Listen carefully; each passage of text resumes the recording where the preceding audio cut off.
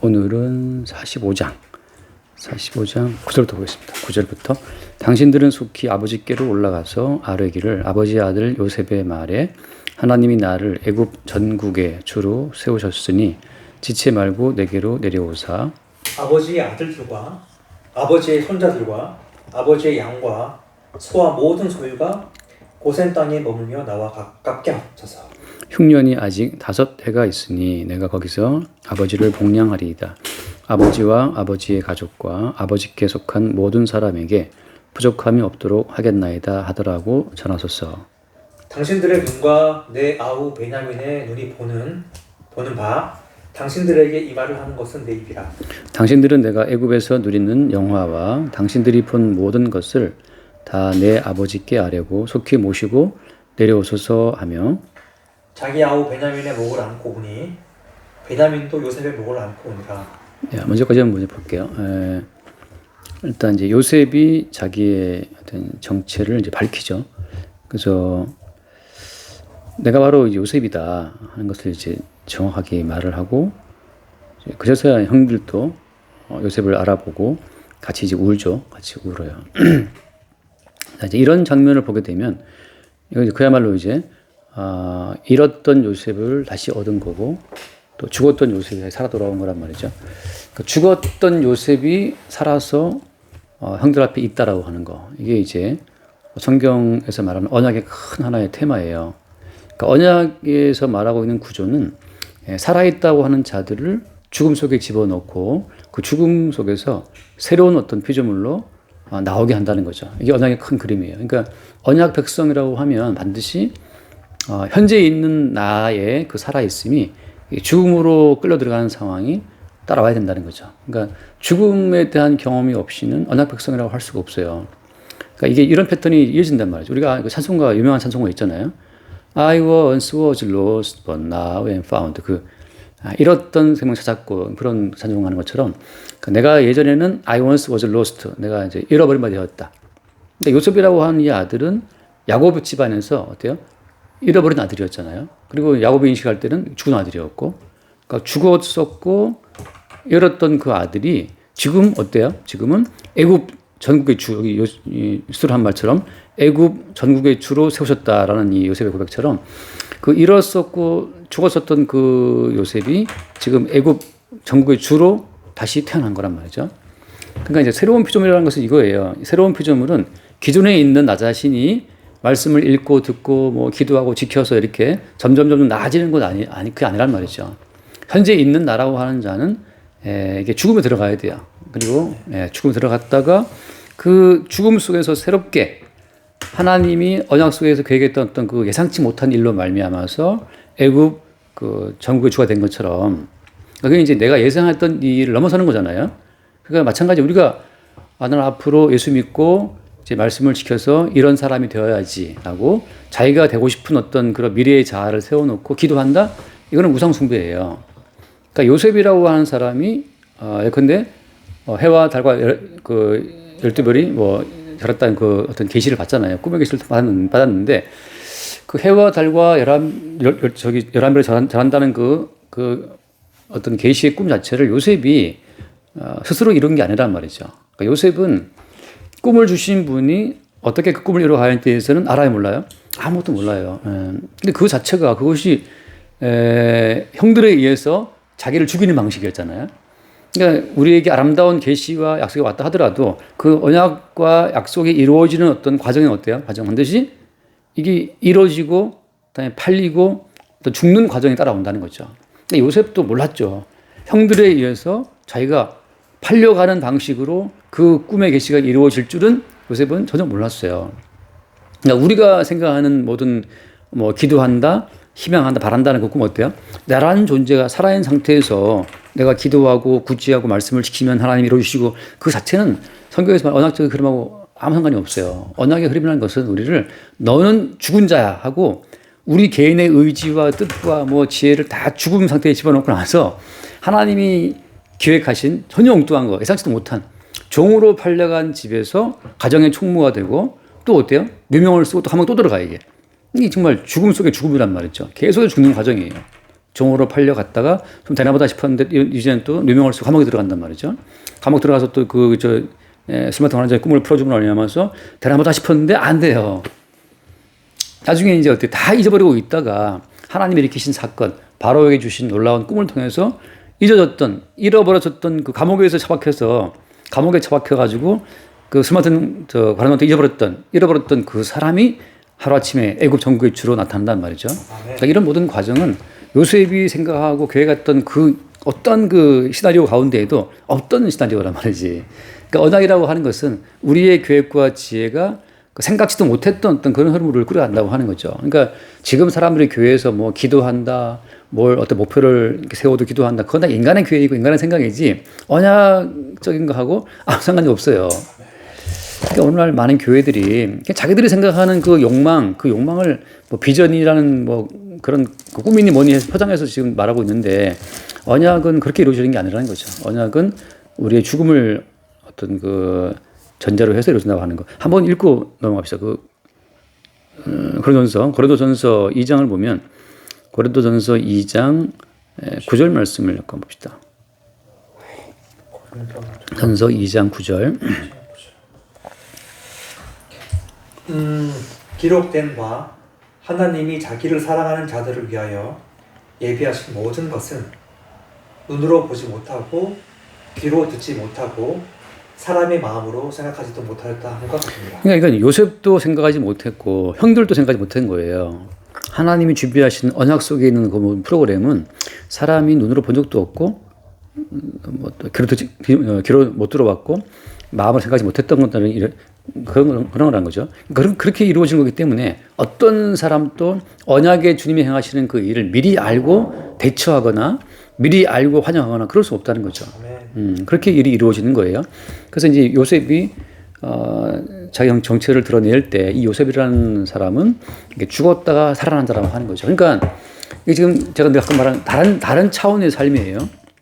바꿔 말하면 언약 안에서 이루어지는 죽음이라고 하는 것은 생존보다도 훨씬 더 가치 있는 거예요. 그러니까 생존의 세계를 완전히 무너뜨리고 언약 안에서의 죽음이 찾아올 때에는 생존 세계의 모든 일을 다 비웃고 나타난다는 거지. 그러니까 형들은 어때요? 형들은 그동안에 살아보겠다고 쭉 인생을 살아왔지만 아니면 어때요? 살아왔다고 살아온 인생이 그 7년 대기근에 의해서 결국은 다 지금 이제 맞겠단 말이지. 그러니까 살고자 하는 모든 노력은 주님이 준비하신 7년 대기근 앞에 지금 무너진 상황이 들어왔는데 근데 오히려 주께서 죽음에 넣었었던 그 요셉이 새로운 생명의 세계를 몰고 오는 거예요.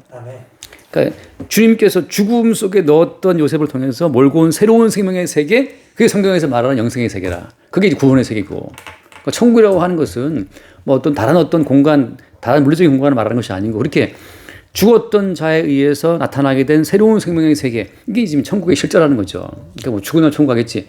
그 죽은 날 천국 그런 어떤 차원이 아니고 지금 산자들의 세계에서 죽음 속에 들어갔던 자가 다시 새로운 차원의 생명으로 살아나와서 그 새로운 차원의 생명으로 살아나온 자에 의해서 주어지는 생명의 세계, 이게 이제 천국이고 영생이라고 하는 거예요. 그래서 그런 한번 읽어보세요. 로마서 그 14장을 보면 로마서 14장 17절이죠. 우리가 아는 유명한 말씀 14장 17절. 하나님의 나라는 먹는 것과 마시는 것이 아니요 오직 성령 안에 있는 의와 평강과 희락이라. 하나님 나라는 먹는 것과 마시는 거라는 것은 이제 인간이 어떤 생존을 위해 필요한 거잖아요. 그러니까 인간의 모든 생존은 먹고 마시는 것으로 유지가 되는 거예요. 그러니까 사람은 먹지 않고 마시지 않으면 죽잖아요. 그러니까 인간의 모든 생각하는 것은 떡에 있어야 산다. 떡에 의해서 존재하고 있는 그 어떤 목숨, 그걸 인간은 생명을 보고 있지만 하나님 나라는 그렇게 먹고 마시는 것으로 유지되는 그 어떤 생존 차원이 아니라는 거죠. 그럼 뭐냐? 오직 성령 안에 있는 의와 평강과 희락이라고 하는 거죠. 그러니까 성령 안에 있다는 게 중요해요. 하나님 나라는 어디 있느냐? 하나님 나라는 여기 덕에 있다. 하나님 나라가 어디 뭐 다른 어디 그게 아니고 성령 안에 있어요. 성령 안에 있는 의, 평강, 희락. 의로 말미암아 생명이 주어지는 거기 때문에 그리고 의로 인해 주어지는 그 생명에는 평강과 희락이 있어요. 그러니까 자기의 생존을 위해서 자기가 애쓸 것이 없는 이미 죽은 자가 누리는 어떤 평강이라고 하는 거죠. 내 생존에 대해서 내가 책임질 것이 없어. 내 삶에서 내가 책임질 게 없어. 왜냐하면 나는 이미 죽은 자이기 때문에. 그러니까 죽은 자가 자기의 생존을 뭐 신경 쓸 필요 없잖아요. 그런 것처럼 죽은 자가 자기의 모든 그 생존에 대해서 손을 놔버리는 것처럼 성령 안에 있는 자들은 자기의 생존에 대한 것을 놔버리고 나서 살게 하시는 주님의 생명으로만 산다는 거죠. 그때 이제 평강이 주어지고 희락이 주어져요. 그때 의가 주어지는 거고 내가 스스로 만들 일은 아예 없는 거지. 그러니까 지금 형들 입장에서는 요새 팔아먹은 주제들이기 때문에 뭐 의롭다 말할 것이 없어요. 형들이 아무리 돈을 내고 양식을 구입한다 하더라도 그것은 의가 돼요, 안 돼요? 의가 안 돼요. 기본적으로 요새 팔아먹은 자들이기 때문에 할 말이 아무것도 없어요. 이제 용서하는 요셉에 의해서만 주어진 것이 의라고 하는 거지. 그래서 지금 요셉이 갖고 온 이 새로운 생명의 세계, 여기 말씀처럼 그 11절 말씀처럼 11절에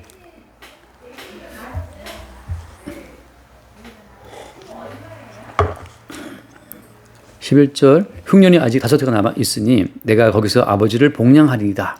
아버지와 아버지의 가족과 아버지께 속한 모든 사람에게 부족함이 없도록 하겠나이다. 이건 어때요? 요셉이 가지고 온 새로운 생명의 세계라. 죽었다가 살아난 요셉이 가지고 온 새로운 생명의 세계에서는 아버지와 아버지의 가족과 아버지께 속한 모든 사람에게 얻었다? 부족함이 없다는 거죠. 그러니까 우리가 그 시편 그 유명한 말씀 알잖아요. 여호와는 나의 목자 시내가 부족함이 없다 말할 때는 그 여호와가 나의 목자라고 할 때에는 그 누구를 말하는 거예요? 육체로 이 땅에 오셔서 십자가의 죽임을 당하시고 살아나신 예수 그리스도. 그래서 살아나신 그 예수가 다시 우리 가운데 오실 때 그게 바로 뭐예요? 십자가에 못 박혀 죽임을 당하시고 살아나신 예수 그리스도 그리고 부활 승천했다가 다시 오신 그 예수 그리스도가 그게 보혜사인데 보혜사 성령이잖아요. 보혜사 성령 안에서는 어떻다는 거죠? 부족함이 없다는 거죠.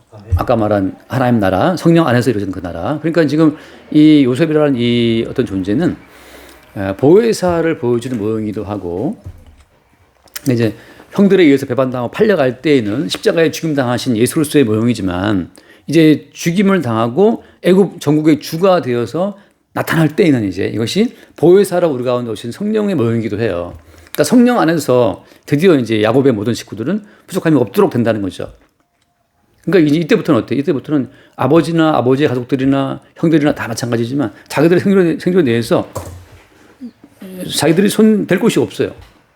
자기들의 모든 이제 생존의 의지는 7년 기근으로 끝났어. 그러니까 요셉이 겪었던 그 죽음 속으로 그들은 또 한번 따라가 들어갔던 거죠. 그죠? 그래서 지금 요셉이라는 것은 언약 안에 들어온 자들은 반드시 죽음에 들어갔다가 새로운 차원의 어떤 생명으로 나온다는 사실을 보여주는 하나의 샘플이고 모형이고 우리가 못 따라가 들어가야 될 하나의 어떤 정해진 어떤 틀과 같은 길이에요. 언약 속에 들어있는 명확한 틀은 언약 백성 반드시 죽음에 들어갔다가 내가 알고 있었던 어떤 생존 차원의 목숨이 아니라 애굽 전국의 주로 세우신 그 주님의 손길에 살게 되는 새로운 차원의 생명을 산다고 하는 거죠. 자, 그래서 지금 요셉이 이제 자기가 애굽 전국의 주가 되었기 때문에 아버지를 모시고 오라. 다 돼 있다. 그걸 말하는 것처럼. 자, 그래서 이렇게 됨으로 말미암아서 이제 야곱 중심의 가족이 어떻게 돼요? 이제 요셉 중심의 가족으로 새롭게 재편돼요. 자, 가족이라는 그 의미는 어때요? 가장이라고 하는 어떤 존재가 가족 자체의 생존을 책임을 지는 그런 구조란 말이죠. 근데 성경에서 말하는 새로운 가족은 어때요? 새로운 가족은 이게 십자가의 죽음에 딸려 들어갔다가 죽고 새롭게 살아나는 그 자에 의해서 가족이 새롭게 어떤 새로운 가족으로 나온다고 하는 거죠. 새로운 가족. 타고난 육적인 질서에 의해서 내가 아버지다. 내가 너를 낳았으니까 육적인 어떤 질서에 의해서 가족이 되는 것이 옛 피조물의 가족이라면 새로운 어떤 가족이라고 하는 것은 십자가의 죽임을 당하고 살아나신 예수 그리스도에 의해서 새롭게 세워지는 거예요. 이게 새로운 가족이라고 하는 거죠. 그러니까 이제 한번 얼른 읽고 넘어갈게요. 마태복음 12장 맞나? 마태복음 12장에 보면 그 주님 말씀하신 새로운 가족 알죠, 우리가? 마태복음 12장 47절. 예수께서 무리에게 말씀하실 때에 그의 어머니와 동생들이 예수께 말하려고 밖에 섰더니 한 사람이 예수께 여쭤오되 보소서 당신의 어머니와 동생들이 당신께 말하려고 밖에 서 있나이다 하니 말하던 사람에게 대답하여 이르시되 누가 내 어머니이며 내 동생들이냐 하시고 손을 내밀어 저자들을 가리켜 이르시되 나의 어머니와 나의 동생들을 보라. 누구든지 하늘에 계신 내 아버지의 뜻대로 하는 자가 내 형제요 자매요 어머니시더라. 네, 이제 새로운 가족을 말씀하시는 거예요. 누가 동생이냐, 누가 어머니냐. 하늘에 계신 내 아버지의 뜻대로 행하는 자, 하는 자. 뜻이 뭐죠? 뜻이 아버지의 뜻은 뭐냐면 예수님을 샘플로 봤을 때 예수님께 나타났던 아버지의 뜻은 예수님의 죽음이에요. 죽음에 들어갔다가 새로운 생명을 살아나는 것. 이게 아버지의 뜻이란 말이죠. 그래서 우리가 알다시피 아브라함 같은 경우에 하나님 무슨 말씀했어요? 네 사랑하는 독자 이삭을 바치라 번제란 말이죠.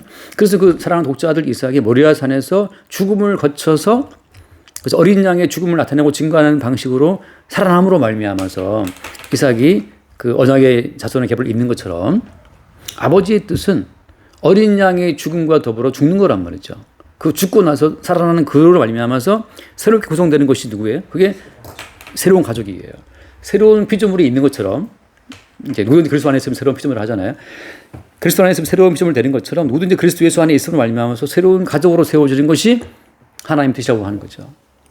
이때는 어때요? 이때는 혈육적으로 이 아버지 누구냐? 나는 뭐 김해 김씨다. 나는 뭐 전주시다. 이렇게 말하는 말이 있지만 이게 그리스도 예수 안에서는 다 무너지고 나서 이제 그리스도 예수의 살과 피로 지음받은 새로운 피조물이기 때문에 예수 그리스도의 살과 피로 지음받은 그 새로운 자들이 새로운 가족으로 구성이 되는 거예요. 그래서 이제 우리가 알다시피 야곱은 배다른 자식들 낳았잖아요, 지금. 그래서 요셉도 사실은 배다른 형제들이 팔아먹은 건데, 그렇게 배는 다르지만 한 아버지, 바꿔 말하면 하나님께로부터 태어난 자녀들로 말미암아서 새로운 가족으로 세워지는 것. 그게 주님이 말씀하신 새로운 가족이 있죠. 그래서 지금 오늘 이 야곱의 가족은 죽임을 당했다가 살아난 요셉에 의해서 새롭게 구성이 되는 거예요. 바꿔 말하면 이제 흩어진 가족들이 다시 요셉에 의해서 새롭게 모아지는 거죠. 그래서 이제 한 번 더 돌아볼게요. 형들은 요셉을 왜 팔아먹었냐 하면 나름의 명분이 있어요, 없어요? 있죠. 명분이 있죠. 어떤 명분이었을까요? 형들이 팔아먹을 때는? 꼴값 단다. 예? 너 동생 꼴값 단다. 아, 그죠. 꼴값 단다. 꼴값 단다. 그러니까 첫 번째는 이제 아버지의 편애가 논의였단 말이죠. 왜 아버지는 편애하냐. 그러니까 이제 우리가 어때요? 가정을 생각할 때는 오은영 박사인가 있잖아요. 네. 가정, 아이들을 대할 때 다 평등하게 차별 없이 대하는 것도 굉장히 중요한 하나의 덕목이라고 생각할 수 있지만, 그러니까 형들이 볼 때는 아버지 왜 편애하냐, 왜 쟤한테 명품 입히고 우리는 이렇게 헐게 입히냐라고 말할 수 있단 말이죠. 그러니까 나름대로 형들은 가정에 대한 나름의 어떤 그림이 있어요. 그림을 갖고 동생 그렇게 미운 거지. 아버지의 편애가 있고 또 동생 요셉은 또 형들의 허물을 떨려 바치니까 여러 가지가 있었기 때문에 이제 그다음에 또 동생이 꼴값 떠는 게 또 자기가 이제 꿈꾸고 말하는 형들이 나한테 저라저리다 하고 이제 까불어치니까 이것은 질서에 안 맞단 말이지. 자기들이 형인데 또 동생 놈이 감히 저를 하냐 마냐 그러니까 질서에 얻는다고 그래서 이제 팔아먹은 건데 나름 형들은 어때요? 가정에 대한 그림이 있고 세상살이에 대한 질서에 대한 그림이 있어요. 그러니까 이 세상에서 구축된 나름의 질서가 있고 그 질서를 가지고 가정을 세우려고 했는데 요셉은 이상하게 엉뚱한 말을 한단 말이지. 그래서 팔아먹은 거잖아요. 똑같아요, 이게. 뭐 똑같으냐면 예수님 당시의 바리새인들은 나름의 어때요? 이스라엘에 대한 그림이 있어요. 하나님을 믿는 어떤 공동체에 대한 그림이 있단 말이죠. 하나님 말씀을 지키고 기도하고 구제하고 바르게 살아서 기쁘시게 한다. 이런 그림이 있는데 예수라고 하는 그 갈릴리 촌놈이 꼴값을 떠는 거죠. 못난 놈이 아닌 꼴값이잖아요. 잘난 놈이 하는 걸 꼴값이고. 꼴값하는 건 괜찮은데 딱 보니까 이거 학벌도 대단치 않고 다른 애들도 보니까 다 허름한 애들인데 꼴값 떠는 것처럼 자기를 믿어야 되는 거 떠드니까 그게 죽여버렸단 말이죠. 그러니까 요셉이란 아들이 장자였으면 다 수긍해. 근데 이게 저 꼴찌로 태어난 막내 주제에 설치니까 어떻게 이 질서가 바뀌냐 말이지. 우리가 장자들인데. 그래서 어때요? 팔아먹었다고. 이게 뭘 말하냐면 말씀만 잠깐 봐요. 말씀 보면 마태복음 21장 잠깐 보면 마태복음 여러 번 인용하는 말씀인데 마태복음 21장에 그 42절 합니다. 42절. 자, 예수께서 이르시되, 하셨어요. 예수께서 이르시되 너희가 성경의 건축자들이 버린 돌이 모퉁이의 머릿돌이 되었나니 이것은 주로 말미암아 된 것이요 우리 눈에 기이하도다 함을 읽어본 일이 없느냐. 자, 이게 지금 예수님께서 바리새인들을 두고 하신 말씀인데, 바리새인들하고 막 그들 제사장들하고 대제사장들과 장로들한테 하신 말씀인데, 뭐냐면 건축자들이 버린 돌, 대제사장들과 장로들은 나름 어때요? 나름 이스라엘 공동체, 신정 정치가 펼쳐지는 하나님을 신앙하는 믿음의 공동체에 대한 그림이 명확히 있어요. 그것이 대제사장들과 장로가 세우고 싶었던 건축자들이 되어서 세우고 싶었던 이스라엘 공동체의 그림이 있다고. 그러니까 그들이 건축하고 싶었던 이스라엘 공동체의 그림이 어때? 예수 그리스도는 안 맞아. 그래서 버려버린 거예요. 너 꺼져라. 각자가 하나님 말씀을 읽고 듣고 지켜서 그 순종의 결과로 세워지는 것이 이스라엘 공동체지. 너처럼 너를 믿음으로 말미암아 네가 길을 줄여 생명이라고 너를 믿음으로 세워지는 공동체 그건 말도 안 돼 하고 버린 거란 말이죠. 똑같아요. 요셉이라고 하는 막내 아들을 통해서 세워지는 어떤 그런 질서, 막내가 감히 해와 달과 여러분의 경배를 받는다고 막내가 감히 모든 나라의 곡식단에 절하는 위치에 있겠다는 말이냐? 그거 아니라는 거죠. 그게. 그러니까 이 땅의 모든 기존 질서에 대한 그림이 그들이 있었고 그들이 생각하는 기존 질서로 세워진 그 어떤 그 공동체의 건축자들이란 말이에요. 그들은 거기에 대해서 그들이 요셉을 버려버린 것처럼 예수를 버려버린 거예요. 그러니까 지금 형들이 요셉 팔아먹을 때는 그 나름대로 어때요? 세상적 가치로 봤을 때 나름 그들은 어때요? 나름 옳다고 생각한 거야. 똑같죠, 그죠? 예수를 못 박으러 바쳤던 그 대제사장을 마찬가지로 나름의 어때? 그림이 있는 거예요. 그들이 세우고 싶었던 건축, 그죠? 그들이 세우고 싶었던 가정의 그림, 그들이 세우고 싶었던 그 이스라엘 공동체의 그림이 있는데 거기 안 맞기 때문에 버린 거란 말이지. 그런 것처럼 지금 형들이 그렇게 이 요셉을 버렸는데 어때요? 진짜죠, 진짜 요셉을 중심으로 해서 새로운 가족이 세워진 거야. 이게 지금 성경에서 말하고 있는 거예요. 기존의 타고난 육적인 어떤 질서에 따라 세워졌던 그 모든 어떤 공동체가 다 해체가 되고 이제 그들이 버렸던 그 버려진 돌 있잖아요. 버려진 돌. 이런 우리 가정에서 나 같은 놈 쓸모없어. 막내가 꼴값 들어. 너 꺼져 하고 이제 그 버렸던 그 요셉에 의해서 세워지는 새로운 가정의 질서. 어떻게 자기들이 버린 요셉에 의해서 살게 되는 새로운 공동체라는 거지, 이게 참 그래서 어떤 인간도 이 공동체를 미리 준비할 수 없어요. 우리는 다 나름 자기만의 이런 가정을 세워야지, 이런 교회를 세워야지, 뭐 이런 공동체를 세워야지 다 그림이 있다고. 근데 그 모든 그림 자체는 그들이 생각하는 하나의 이상적인 그림이고 언약적 그림은 어때요? 그걸 다 깨뜨리면서 니들이 버리고 박대하고 무시했던 그에 의해서 세워지는 새로운 공동체가 하나님 나라의 새로운 피조물들이 모이는 어떤 그런 것을 말씀하고 있는 거죠. 예, 그래서 지금 새로운 가정 자체가 세워지는 거 요셉에 의해서. 그러니까 이런 것들이 참 놀라운 거죠. 그래서 이제 이게 똑같이 이어져요. 천국이라는 것은 우리가 생각하는 어떤 선행이나 말씀 순종에 의해서 이루어지는 게 아니에요. 우리가 볼 때 나 중심적인 어떤 그 그림이 있잖아요. 거기에서 이건 필요 없네 하고 버렸던 그들에 의해서 버렸던 그 예수에 의해서 세워지는 것처럼. 그래서 이걸 이제 어떻게 신약으로 말하면 이게 한번 읽어봅시다. 골로새 2장을 잠깐 볼게요. 가끔 제가 인용하는 말씀, 맨 같은 말이지만 골로새 2장을 보면 2장 자 10절 말씀부터 볼까요? 10절 9절 8절이죠. 누가 천학과 헛된 속임수로 너희를 사로잡을까 주의하라. 이것은 사람의 전통과 세상의 초등 학문을 따르며 그리스도를 따름이 아니니라. 그러면 철학과 속임수를 하잖아요.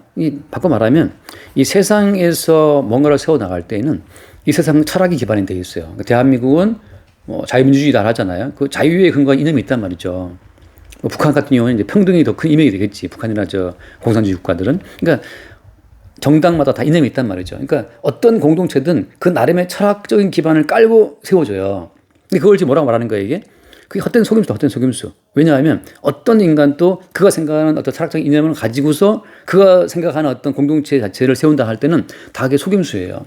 그냥 생명은 그게 아니고 어때요? 생명은 오히려 그 인간적인 철학적 이념의 근거를 둔 공동체에 의해서 버려진 바 된 그리스도에 주어진 거기 때문에 다 속이는 거란 말이지. 그리고 어때? 그 뭐 철학과 속임수 그다음에 초등학문이라 하잖아요. 그리고 하는 말이 뭐예요? 그리스도를 따르면 아니다. 일단 9절 그리스도 안에는 예.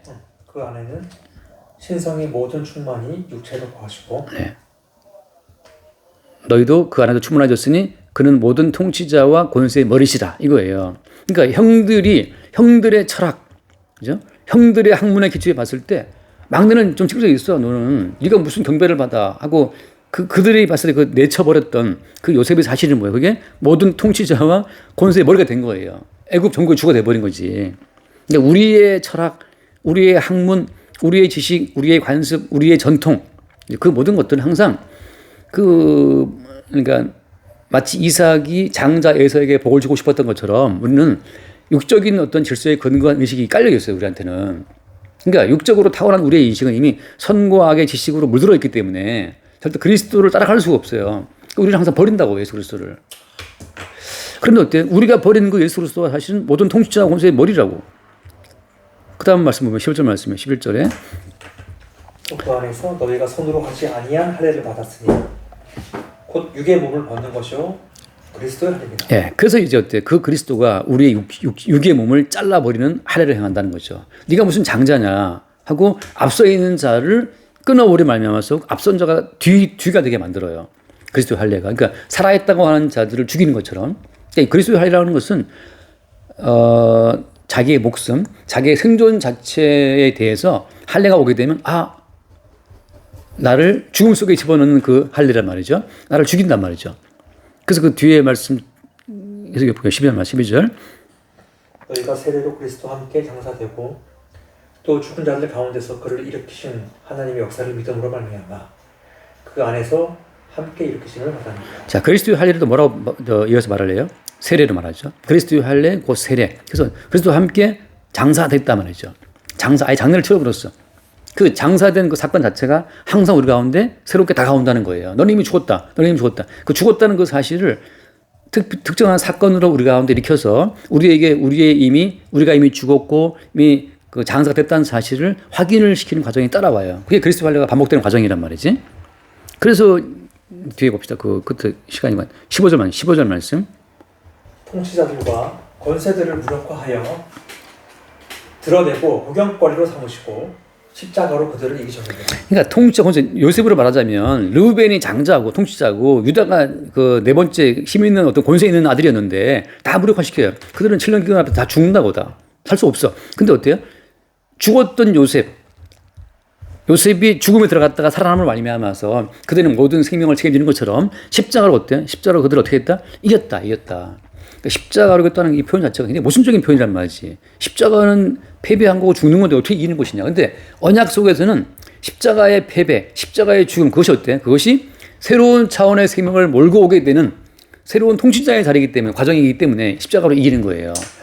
형들은 타고난 장자, 타고난 내가 힘이 있다, 뭐 그런 타고난 질서로 요셉을 입을 틀어막고 죽이려고 했는데 주님께서는 그 요셉의 그 사건 자체를 십자가 사건으로 몰아넣어서 십자가에서 죽고 살아난 요셉에 의해서 새로운 차원의 생명을 몰고 오므로 말미암아서 형들 전체를 다 육적인 통치자들과 권세들 자체를 다 무력화시키고 이겼다는 그 사실을 시차를 두고 드러냈다고 하는 거지 이게. 그 십자가로 이기신 거예요. 그러니까 오늘날 성도는 누구냐? 성도는 이 육적인 질서에 의해서 매일 부정당하고 죽임당하고 그렇게 이제 그 팔려가듯이 이렇게 이런 자가 되었다가 살려주시는 그리스도에 의해서 살아남으로 말미암아서 새로운 차원의 생명으로 육적인 차원의 목숨의 세계를 다스리는 자의 위치에 서게 되는 것이 성도의 이치라고 하는 거죠. 이게 지금 주께서 요셉을 통해서 우리 가운데 보이신 하나의 흐름이라고 하는 거예요. 시간이 갔다. 이거 읽고 잡시다. 주님 감사합니다. 주님이 이렇게 요셉이란 자를 청세에 택하서 정말 그 누구도 의도하고 예상치 않았던 죽음의 자리로 몰고 가는 걸 보게 됩니다. 이 죽음에서 또다시 살리심을 얻고 이 요셉의 요셉 하나 때문에 야곱의 가족이 새로운 생명의 가족으로 재탄생하는 모습을 봅니다. 또한 그 안에서 각 개별적으로도 새로운 피조물로 거듭나게 됨도 주님 보게 됩니다. 아멘. 마찬가지로 요셉의 모형을 가진 실체이신 그리스도 예수께서 동일한 죽음으로 들어가시고 다시 살리신 바 되어 건축자들이 버린 돌이 머릿돌이 되어 새로운 차원의 생명으로 아멘. 그들의 백성을 인도하시는 것 또한 저는 목도하게 됩니다. 아멘. 이 과정을 통해 그리스도께서 우리를 인도하심이 오직 그리스도께서 가신 그 길 그대로 저희 또한 장사되고 그 다음에 그리스도의 부활하심과 동시에 동일한 새로운 생명의 세계로 들어가는 일을 더딘다고 저는 믿습니다. 아멘. 그 안에서 오직 매일매일 십자가의 장사와 세례의 흔적으로 공간으로 이끄시는 주님을 바라보고 그럴 때마다 더욱더 나는 주고 마땅하고 오직 예수 그리스도의 은혜만 바라볼 수 있는 믿음을 더하여 주시옵기를 간절히 소망합니다. 아멘. 예수님. 아멘. 주님 감사합니다. 이루어지고 또 죽었었던 요셉이 새로운 생명의 주가 되어 나타났던 것처럼 우리에 의해서 버림받은 예수님이 다시 우리 생명의 주로 나타나신 그 놀라운 십자가의 사건을 성령 안에서 늘 우리 가운데스럽게 나타내 주시기를 간절히 소망합니다. 주여, 우리도 주와 함께 죽고 주와 함께 사는 그리스도의 할례의 길, 또 세례의 길로 날마다 인도함 받을 수 있도록 주의 성령으로 이끌어 주옵소서. 아멘. 십자가에 죽고 다시 사신 그리스도 예수 이름으로 기도드리옵나이다. 아멘. 기도하겠습니다.